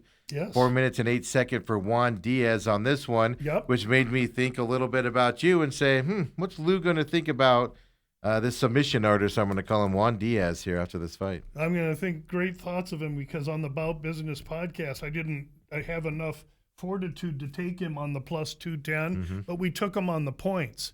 And if you win by finish, you win by the points. And so that was a nice winner for us right there. I didn't expect that kind of performance. It shows you Wellmaker, athletic young finisher, gets a couple flash knockouts, and what the fast forward process is of the UFC, because that's what they want to package is that violence. And then you expose a young man like that to two well-rounded fighters, and now UFC don't care about Wellmaker's mind or where he's at. Now that kid free falls down, has to come back, be a lesson for him, but it should be a lesson for everyone else. These young kids are just chewing gum to this organization. Oh, absolutely. Next one there, another upset right afterwards. Choi against Daniel Santos here in this one. South Korea Brazilian. The underdog there. I think I saw right before that fight, I was looking at it, and I want to say it was plus 140 range going into that fight, but Choi gets the win and the KO knockout. 4:29 left in the second, or into the second round as well. Here, your thoughts on Choi? Yeah, Choi was the fighter with the experience, the IQ, the patience, and the power. And Daniel Santos was the fighter with the aggression and the flash early power. And the flash early power won the first round against Choi, and then as he slowed down, Choi went out there, measured him up, and just lined him out.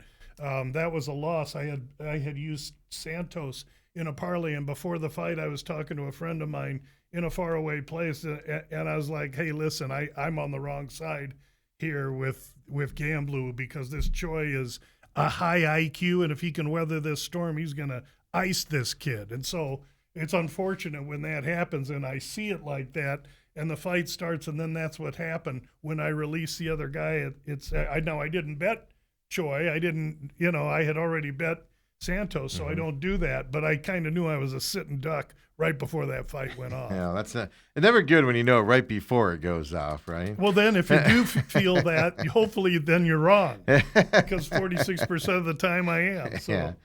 Then the main card here, Aaron Allen against Costa in this fight. Ended up being a unanimous decision toward Arnold Allen here. He was the favorite going into it. I enjoy Costa's fighting, to be honest with you. I don't know what it is about him. He stood in there till the end, takes a beating, but then still can fight back. Doesn't give up at all, but Allen kind of dominated that fight, in my opinion. Yeah, he did, because he's been in with too high a caliber opponent, and he's faced the top 5 elite in the division for 7 years, and so you can't bottle that or ship it out. Now, Costa is the beneficiary of that, because he just saw what that took, and that's going to improve him. Look out for Costa in his next fight, and we'll have to see what happens with Arnold Allen. But that was a nice win for us. Hey, that fight opens Pick'em. Monday, Allen's minus 190. Tuesday, I write the article for VEASAN, and he's minus 165, and I said, wait, because I think it's coming back. And then it goes to minus 120 is where we got it right before the fight. So these lines can be erratic. Sometimes they move funny. People don't get it because it's not an NFL market. It's not the stock market. It isn't efficient. You got people that see one thing move, then why would that move a dime? I'll bet it. And another guy. Pretty soon you got a rapid ascent like you had with Buckley and Brady a couple weeks back. And so you can take advantage of that kind of stuff. So I guess the lesson learned here is that Allen did us right. That was a good call, and we get a week off, which was really needed to clean my mind and not have to worry about my podcast for a week and kind of look into hockey, check in on some baseball tournaments and everything else. So with the holiday really quick before I get to the podcast stuff, Arnold Allen, I was amazed at his confidence after he wins this fight, and they're interviewing him and stuff like that. He thinks of himself as a champ, which you should, I guess, right? Uh-huh. He thinks of himself, is he going to get the opportunity to keep fighting these top-level guys going forward? Is he viewed as what he thinks he's viewed as in the UFC? By competent mixed martial arts A guy enthusiast, he is. Okay.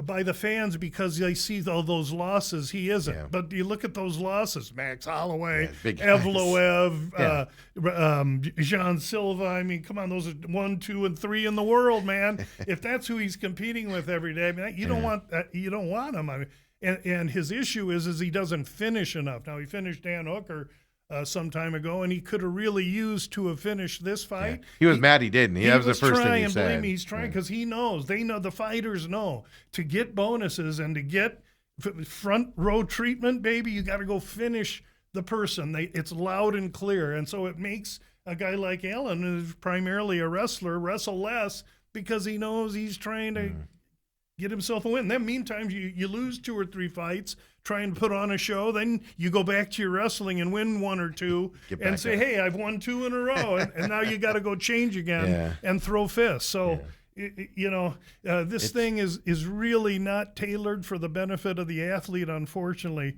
But what the UFC is doing with it is predictable. I saw it in the 80s with boxing, and none of it is really surprising me as we go. Yeah, and that's what struck me as odd about Allen was, he was very, first thing he said was, anytime a fighter gets out of the fight and wins it, and then he goes, I need more finishes here. This is ridiculous. I can't get this finish. And then he gives him props to the opponent that he stood in. I mean, Costa stood in there. He took some beatings and just kept standing there taking them. Motivated kid on his way up. I mean, nothing but respect. You're right, because Allen teed off on him pretty much. I thought at one point the ref was going to call it, to be honest with you. And the ref didn't step in there. It just aren't, to me, guys like Allen are just an interesting thing because I think he's a great fighter, but he's fought the best and lost to him now. So but how do you put him back up? Yeah, but how do then you got to put him back up against those guys when you can have those guys battling, and he's kind of in that in-between mode where he's really good, but not good enough for that level, but he's better than everybody below him. And so it's interesting to see what they're going to do with I don't him. know if he's not good enough for that. Like I said, perception-wise. If they gave him Evloev again, I think you'd have another split decision. Yeah, so it's fascinating from that side. So off this week, obviously the holiday weekend. How great is that? So Monday being a holiday doesn't mean UFC stops for next week. Your Sneak Teep podcast Sunday night, Monday morning as usual. Next week? Monday's Monday. I don't care what kind of President's Day or Labor Day. That don't mean shit. Memorial Day. It's a Monday, and especially in the NFL, that holds especially true. Or Sunday night, the lines come out. You're so busy Monday. So this week we go to Macau. We're going to China. Song versus Figueiredo is what you have to look forward to next week as well. So catch Sneak Teep. About Business will be back. No About Business this week. So it'll be back next week with Uncle Lou as well. At that time. But this fight over in Macau is going to be, I think, a fun one for a few of these fights. We'll have to talk about, obviously, a lot of Asian fighters from the Asia-Pacific area battling it out in this fight. But I also noticed, we don't have to go into it, but I also noticed some U.S. guys making this trip and some long plane flight Brazilians making this trip. Yes, and if that does wake me up. Can I maybe just as gently as I can correct you? Yeah, go ahead. Because the flight to Asia is long as a mamma jamma. It's the same as to Macau, basically. Okay. You were thinking that to go to London or to go to Asia is close to the same. It isn't quite that close. Going to Asia and going to Macau are very, very similar trips. They're 10 to 12-hour trips where Chicago to London's 6 or 7. So not that. Did I say that earlier? I was talking about going to Brazil and going to like Germany and those inside European places. Is what I was more far be it from me. No, you're right. Correct me. Do it, Lou. I'm sorry. Lou's last time on the show, folks. I couldn't help myself. We're all good on that. So Macau. So here's all I'm checking for Macau is what time. Okay, 1 a.m. Pacific time. It's one of those Okay, fights. so what we're going to understand is that's a Friday night, so early Saturday morning. In the East Coast, it's 4 a.m., so it's easy for them. For me, it's 1 a.m., which means you probably won't get my first release till the main card when it's 4 and I'm up and walk the dog and come and watch some fights with a latte. Lou, you can watch the prelims, though, before you go to bed. No, Daddy and REM sleep at 1 a.m. By the way, 4 a.m. is the main card start time, our time here. So that one I can probably catch, and I'll have a few bets there. And I love when you have a morning card like that. Takes you to 8 or 9. I do a little yard work, and then what do you got? Some hockey. I know some people are basketball fans, but I'll watch hockey. Yeah, absolutely. So got you set up on the UFC side. I want to hit that first since they're off this week. We got college baseball to talk about, NHL. Have some fun here as well here in the second half of this hour. So come on back with Uncle Lou, the main event.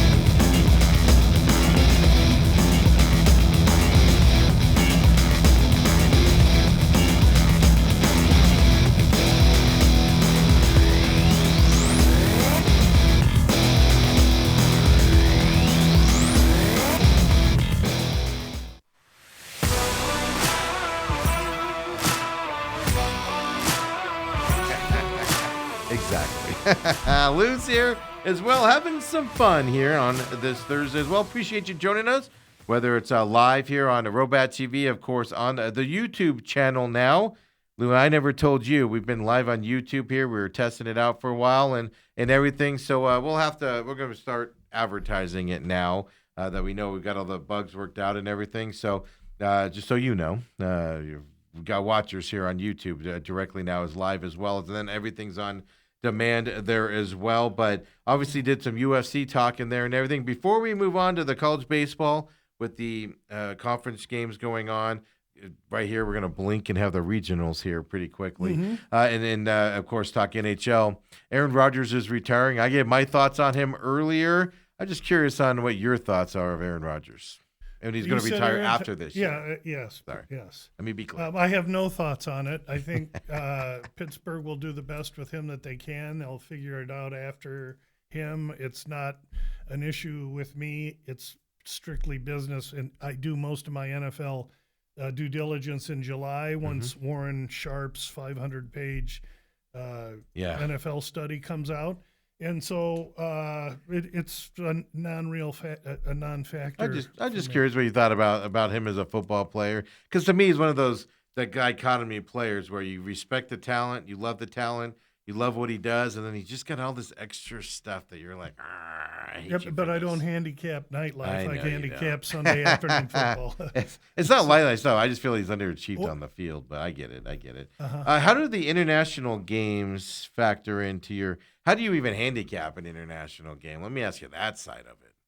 Because you got travel, distractions. Yeah, you handicap all of that, really. I mean, that's why in July I'm looking at, 18 weeks with each team and how that sets up. Not only am I checking out the strength of schedule, but who they play and when. And in each week's NFL, because there's so much travel, one team inevitably has a 1 to 7-day advantage in rest over another. For instance, you're coming off a bye. The other team had a Monday night game. It's a short week for them. You're coming off a bye. That affects the point spread. And I need to know every situation on every team all season long for that by the end of July, because that's in a scheduled form, and I can look at it week to week. I don't have time to handicap it week by week, so I do the whole season in July. And so all of that matters. Rest factor, strength of schedule. Do you have any new coordinators, or do you have a new head coach? Yeah. Who were the new players that came in, and which ones were replaced? What's your defensive lines ranking? What's your offensive lines ranking? And what is their ranking as far as budget next to the other 32 teams? So I want to know which teams have the horses, because I've talked to Dale about this till I'm blue in the face. To me, football's won in the trenches where men play. I played football from the 60s to the 90s, and I was a skill player, believe it or not. But that being said, I know how you win games because we played behind horses. And when you play behind horses, man, you're faster, you're quicker, your moves are better, you catch the ball easier. And the team with the horses is the team that I handicap with great advantage, and all that's done in July. Interesting you brought up rest days, because we all pay attention to that. But you dig into it, of course. Warren Sharp had that out, I believe, earlier. Bears have the most rest days, plus 15. And I want to say the Chargers were like minus 32 or minus 23, something like that, on their rest days on that. I don't think it can be that big. It's probably 20. It might be 20, 23, yeah. But that's true, 30 would be kind of extensive. I'm going off of memory on the Chargers, but I know the Bears were plus 15. The NFL is claiming rest days don't matter. They've kind of had that narrative here over the last week or so with the international games and people complaining about their schedules. And, some people in Congress are paying attention to the NFL right now for whatever reason and stuff like that. But how important is those rest days in your eyes? Yeah, no, it's critically important. And the NFL, unlike the UFC, the NFL has to deal with the players' union. So they just clear it with them. Mm-hmm. How many games, how many practices, whatever, they have to negotiate. Where the fighters in the UFC are told, up yours, do what I tell you or leave. Okay, so at least the NFL, those players have some kickback. But what it's inevitably going to do, what's the Players Association want to do?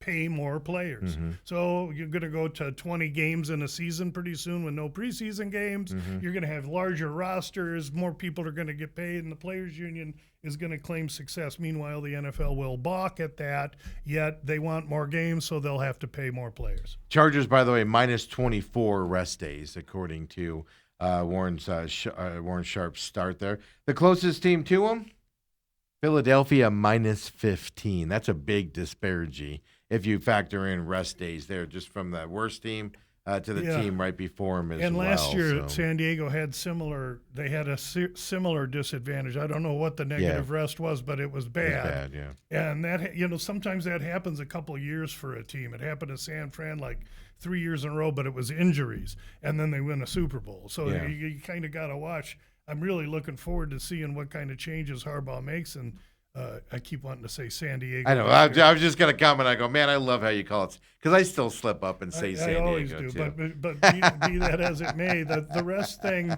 is real, and hopefully for the Chargers, it's front-loaded, and it's the first 9 games of the season, and then they sleepwalk into a bye and have a chance at the end, as opposed to being backloaded. Well, if they have it at the back end of their schedule, then they really have no chance, because it's at the end of the season. You've had your bye, you're short on rest. The other team has more rest, and you're trying to make the playoffs. It's a recipe for disaster. Yeah, it's they broke it down.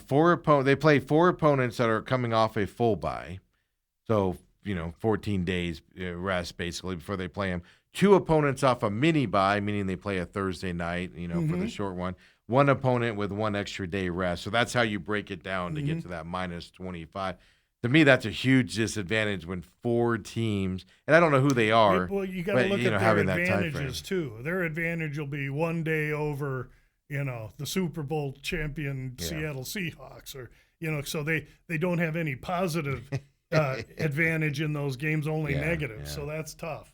Yeah, it's fascinating on that rest. And you always talk. You were the first person that I know of that focused on that and talked about it. Now we're seeing a lot of other people get into that Yeah, as but well. but all the other people they won't read the 550 pages Yeah. of Warren Sharp and make the notes. What they'll do is they'll watch VSiN and try and lift this Yeah. and lift that, and I can get that, but from what I do, I got to read it.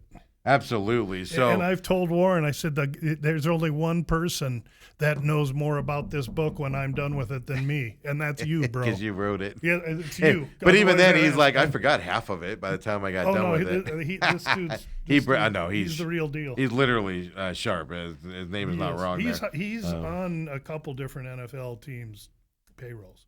Is he really? Oh yeah. Oh, on the breakdown, I didn't know that. I Yeah, just thought he was independent. Or let me say, he may be independent now, but he was. He was at one time. I know he has been employed by NFL teams. It is an amazing thing. I don't know why the NFL wouldn't hire him to kind of gauge that, because when you're making the schedule, what he has to say. yeah, because if you're making a schedule and you go Chargers are plus 25, closest team to them plus 13, like. Can we manipulate this and help them out a little bit? Yeah, No, they don't care because it works out everywhere else. Because what they're doing is chasing good matchups in primetime games. Yeah, and so for the then they got streamers. and then it's crack the whip, and then it's like that toggle game. You throw the coin and it hits all those things, and you see where it lands. Where's it land? Arizona. Where are you going to see Arizona this year? Nowhere. A lot of Sunday afternoon games or early morning Sunday games as well on the East Coast. Right? No belief in the Cardinals. Yeah, well, I mean, if they cared about that stuff, they wouldn't have the 49ers traveling not just to Australia to begin this season, but then in the beginning of December going to Mexico City on top of it. If they cared about any of that. So, and all of that. But hey, let's get into this. I know we talked before about these college baseball championships. It's setting it up. We'll have to see it. We know the top level of the regionals are pretty much going to be set on some of these teams. But Big 12 tournament, ASU plays tonight at 8 o'clock. I know Mountain West is happening. Mountain West winner. Does it work the same in basketball as it does in baseball? Does the Mountain West winner get an automatic bye into the 64 regionals, or is it that doesn't work that way? Top 16. Okay. Usually your top 16 in your rankings will get those positions. It could be a little bit of a change. Of those top 16, I'm counting 7 SEC teams, and at 17 is another SEC team, Ole Miss. So and they're you're going to be heavy SEC. You're going to be heavy ACC. You're going to see Big 12 in Oregon State, and another rogue. What's West Virginia anymore? Big 12 maybe? Yeah, they're Big 12, yeah. So they're the 2 seed in this tournament. Yeah, and the future, futures, boy, the futures I have working are in great shape. Arkansas just lost an important player, but they're looking better. I think all your futures are alive, if I remember right. Except for the only can of corn is LSU, actually. LSU, yeah. Who'd have thunk it? But you never know what they you never know what they may or may not do. Probably not much. You're going to miss some. So right now they're getting into conference tournaments. I have no input as to what happens there. I'd like to see how these 3rd, 4th, 5th place teams in the ACC and the SEC fare against the top teams as they're moving ahead. But I can't worry too much about the totally top teams in the SEC because they're going to pitch some competent pitchers to get there. But when they know they're a number 1 regional seed, they're not going to play hard into Sunday, Monday, compromise the arms they're wanting to save for Friday and Saturday. Yeah, next so week. There's levels to betting this. I don't do it, but I watch it and look at the results. But you at least pay attention to it, set up for the regionals I'll watch and things. each day who's beating who and who's facing who. Yeah, because that's the thing. That is one thing, and we're going to start seeing this in college football. I know you don't cover college football as well. We're just going to see where this conference tournament, the top level teams. So the top 2 teams could face off in the championship game, but it's not going to be that heavyweight battle you're looking to see because they're going to be resting guys and things to that effect. And it just takes away a little bit from the sport at this point. But I get it. It's bigger than the conference champ. Winning the conference championship doesn't matter. Winning the regional and getting into the super regional and getting into the World Series is what matters, right? It's all about the for these Benjamins. schools out there. So it'll be fun to watch. That's going on now. Don't forget, surprise. It's been going on since Tuesday, but today 3 games today. One just started at 9 o'clock. ASU plays tonight at 8 o'clock. Winners play tomorrow. And then, of course, championship game coming up on Saturday out there at Surprise as well from that side. And then we got hockey, Lou. Last night, Colorado Knights. I picked the Knights to win that game last night.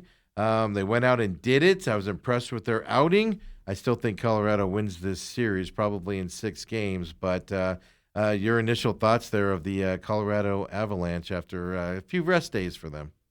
Yeah, I think that Colorado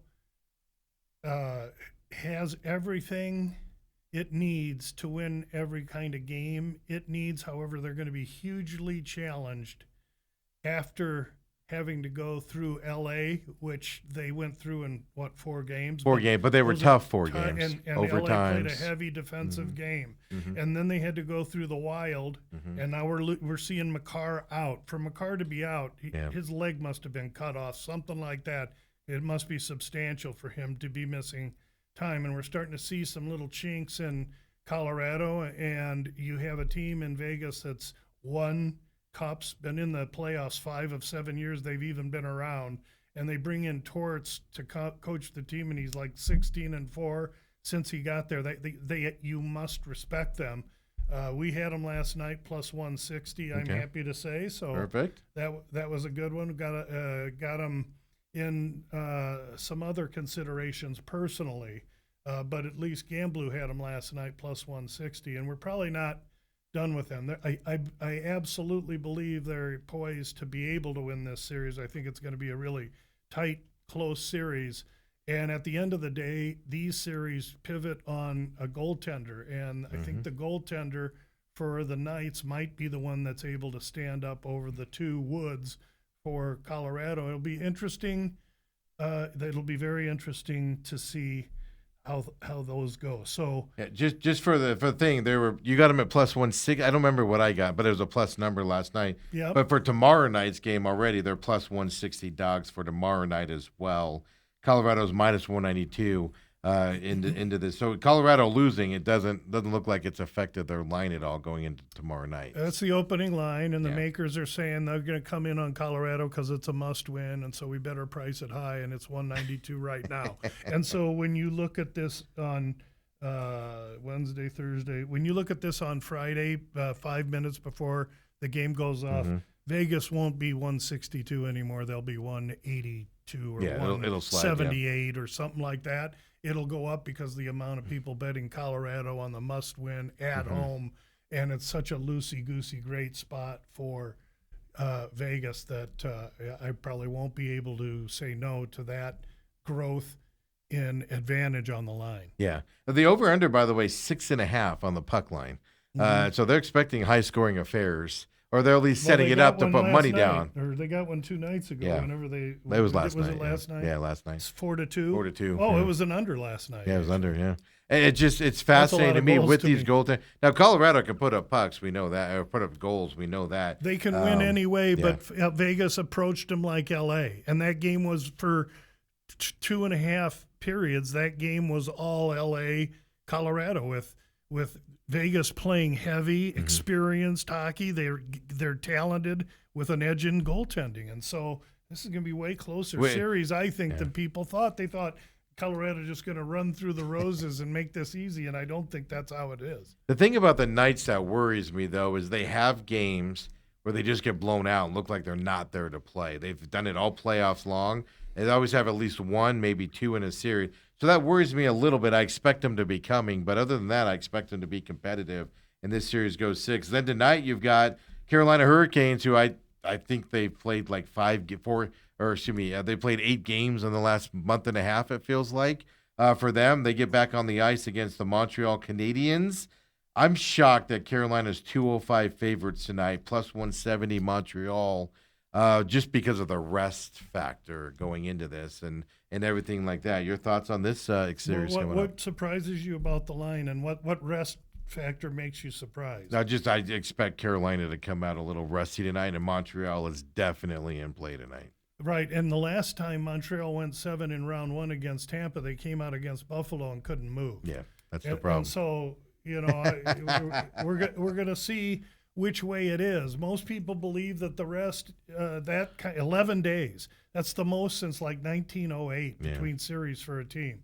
And so I've always been a proponent of the team coming off the short series has the legs because their minds are used to the ferocity of the game, while Carolina will take a period or two to catch up to that. I believe that to be the case, especially since Montreal laid such an egg in game one in the series against Buffalo that Martin St. Louis will be talking about that with them. I think we're going to get a great situation with Montreal. I worry about this game late because Carolina will have fresh legs late in the third period.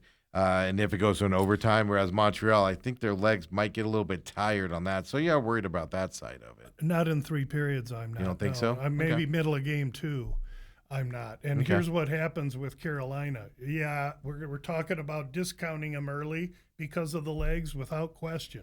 But if this game goes 6-7 games, now you got to give them their credit at this point in time because of all that rest they had. Because in 6 or 7 games, they're going to be as ferocious as the other team because they'll have played 5 games of NHL Stanley Cup playoff hockey. And that's what you got to worry about. So Carolina is poised to make a deep run. They're also poised to slip on the ice maybe in game 1 or 2 tonight, and Montreal goes home 1-1. The other thing that worries me about Montreal, they showed this in Buffalo especially, even in Game 7, they have the 2-1 lead. They will go 16, 20 minutes without a shot on goal on the other end. They just play that defensive style. And I think that allows you can't do that against Carolina. They'll put the puck in the net, I think.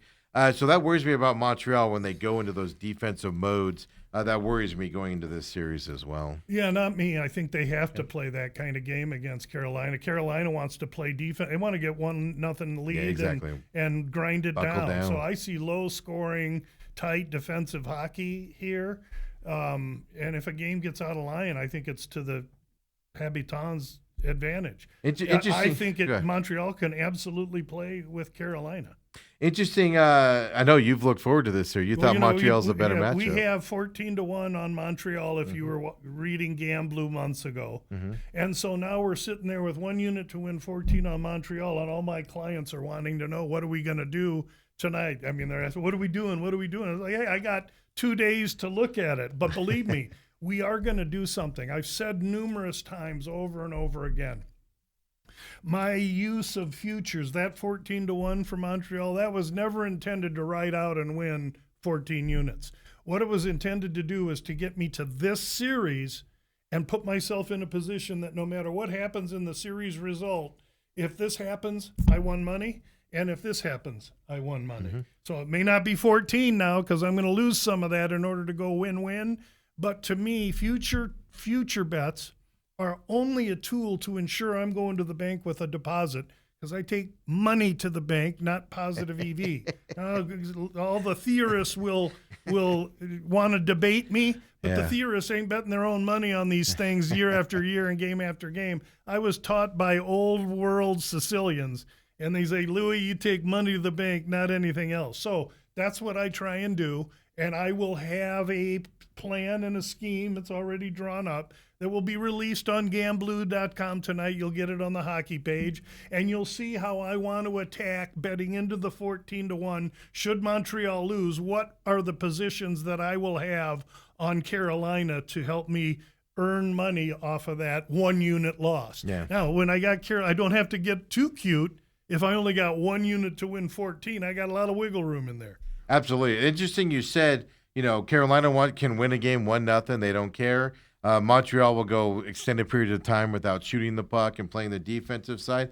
Over under on tonight's game is 5.5 on the puck line, minus 122 to the over tonight. Is that because of the Carolina rest factor that maybe there needs to turn into a high-scoring affair tonight? I think or something. I think it's because 2 good goaltenders. You got Freddie, who's one of the favorites to win the Conn Smythe. Oh, by the way, Gamblu future bets. Stankoven, who is a Carolina Panther, 19-1. McKinnon at plus 550. Hart, the goaltender for Vegas, if they get there, he's a consideration, 75-1. Now, we don't have to have a lot of money on a guy at 75 to 1. Yeah, You know I what was I'm gonna saying? say, yeah. We got Freddie at 19 to 1. We've got Wedgwood at 19 to 1.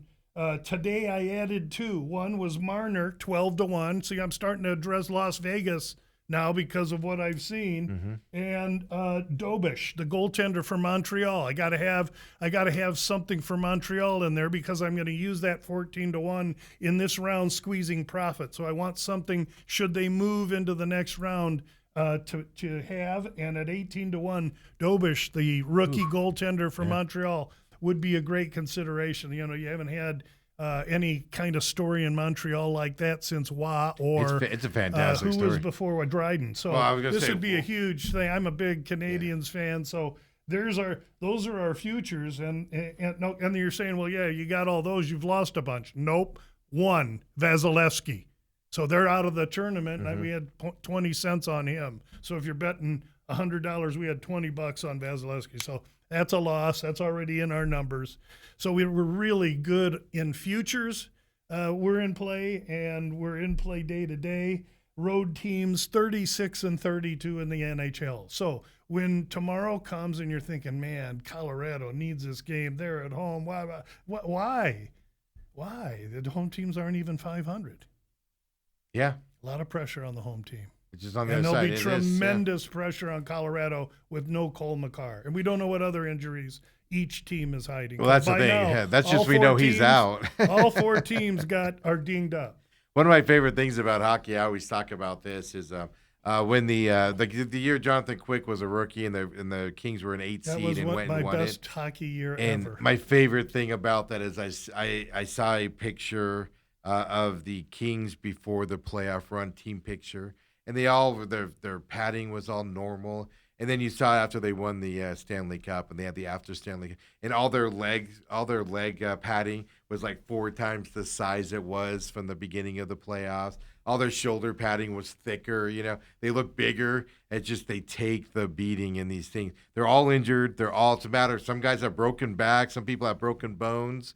Some people have broken feet. They're out there playing. You don't know those angles of it. And I just love this sport this time of year. You so. talk about the toughest athletes ever created to walk the earth, and the first athlete that comes to mind is a hockey player because they play 3. Oh, what about an NFL guy? Well, an NFL guy plays 1 game a week. Hockey player plays faster on ice with blades on 3 times a week. Yeah. The hockey player starts out at $1.85 at the beginning of the year, and he's nothing but bone and gristle and a little bit of ice skates. And by the end of the year, now he's 175, and he's just bone and gristle. Yeah. But these guys are tough as nails, and they're the toughest athlete ever known to man, save for one athlete. Rodeos? The rodeo cowboy. Yeah. You show me a dude that has a 1,200-pound bull over there, and the guys are saying, hey, let's tie this bull up right where it's most sensitive, and then you get on this bull's back and ride him. The rodeo cowboy It's not just the bull guy. far though. exceeds the hockey player, and then the hockey player far exceeds everyone else. It's not just the bull riders. I grew up in that era. My grandfather was a roper and things like that. The roping guys that just sit on a horse and rope, they lose fingers and cut up, broken backs, stuff like that. Oh, they're jumping off horses and pounding. It's not just the bull guys when you get to that. Yeah. Really quick, I have one more question for you, but before I do, Cutter Gauthier for the Ducks was the gentleman that we found out played the whole playoffs with L1 and L2 vertebrae fractures. Yeah, these guys. To playing on that. And just afterwards, they released the injury report, and they're like, oh, yeah, find L1 that and out, L2 struck. And you're like, what? That'll happen after the cup too. We'll know what McCarr is suffering from. That's the it's a broken issue. Femur. It's a broken shoulder. It's got to be bad it's for something. for a captain to be missing games here in this situation. Last question for you, just on Montreal. You mentioned their goaltender, who I like a lot. Rookie. Are you watching him closely here in this series? I mean, because Carolina's got the potential to make some goaltenders look silly. Are you worried about his mentality at all because he's a rookie going into this, or it's just let's go?